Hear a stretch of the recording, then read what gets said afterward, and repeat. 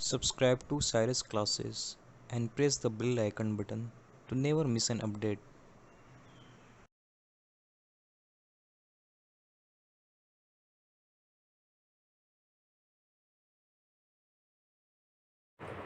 Good evening everyone, welcome back to science classes.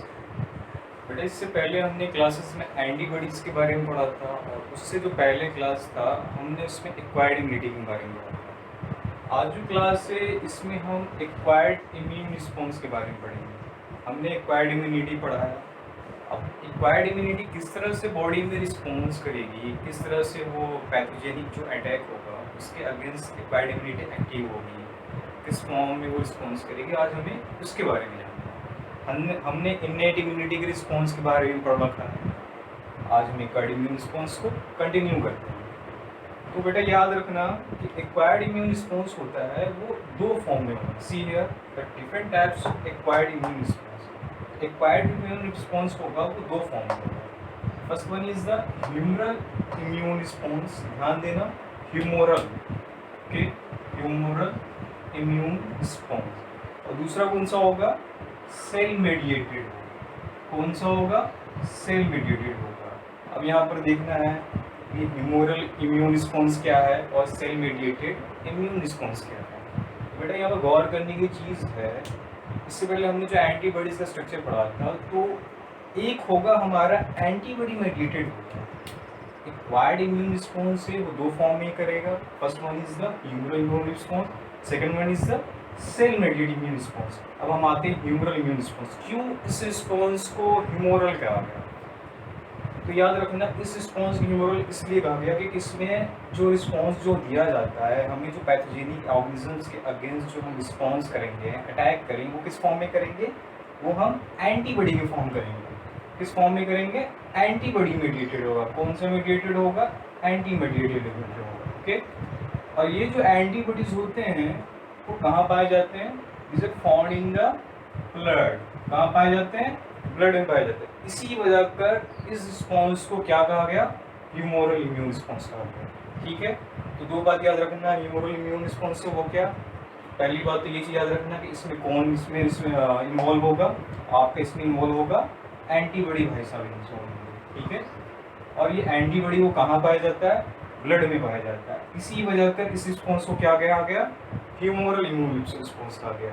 अब आते हैं हम दूसरे में। दूसरा कौन सा था? Cell mediated immune response. कौन सा है? The secondary type of acquired immune response is which one? Cell mediated immune response, जिसको हम CMI भी कहते हैं। बेटा ऑब्वियसली यहाँ पर ध्यान देने वाली बात है सेल मेडिएटेड। इसका मतलब क्या है? इसमें कौन सा होना है? कौन इन्वॉल्व होगा? सेल इन्वॉल्व होगा। That's why it is called cell mediated immune response. अब सेल में भी इसमें कौन से होते? याद रखना, here T lymphocyte. Which one mediates cell mediated immune response? T lymphocytes mediate CMI. Important है, याद रखना, क्वेश्चन आता है इससे। आपका अगर ह्यूमोरल इम्यून रिस्पॉन्स पूछेगा तो इसमें कौन सा मेडिएशन रहेगा, किसके थ्रू होगा इम्यूनिटी? तो एंटीबॉडी के थ्रू होगा। किसके थ्रू? एंटीबॉडी। अगर सेल मेडिएटेड आएगा तो उसमें कौन रिस्पॉन्सिबल होगा आपका? उसमें रिस्पॉन्सिबल होगा आपका टी लिम्फोसाइट। इससे पहले बताया था ना, B lymphocyte, T lymphocyte acquired immunity में। पिछला वीडियो लेक्चर देखिए, उसमें पता चल जाएगा।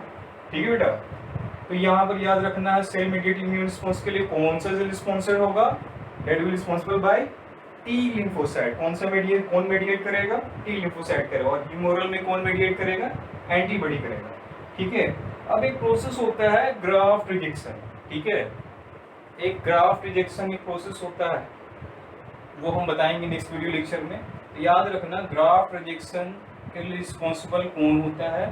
आपका cell mediated immune response. Graft rejection एक ऐसा प्रोसेस है जिसमें कि ब्लड कंपैटिबिलिटी होना बहुत ज़रूरी है। ओके, डोनर का, जिस तरह से ऑर्गन ट्रांसप्लांटेशन का आपने नाम सुना ना, किसी का भी किसी में भी आप ऑर्गन ट्रांसप्लांट कर सकते नहीं, ब्लड मैचिंग करते हैं।